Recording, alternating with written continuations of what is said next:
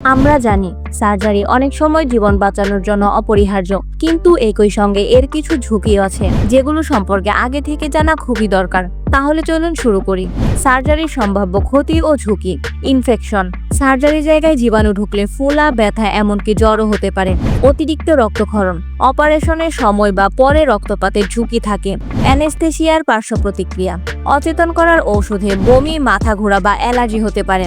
দুর্বলতা ও ক্লান্তি। সার্জারির পর শরীর কিছুটা সময়ের জন্য দুর্বল হয়ে যায়। স্নায়ু বা টিস্যুর ক্ষতি। কাটাছেঁড়ায় আশেপাশের স্নায়ু, রক্তনালী বা টিস্যু নষ্ট হওয়ার সম্ভাবনা থাকে। স্থায়ী দাগ বা ব্যথা। অপারেশনের জায়গায় দীর্ঘমেয়াদী ব্যথা বা দাগ থেকে যেতে পারে। অঙ্গপ্রত্যঙ্গের ঝুঁকি।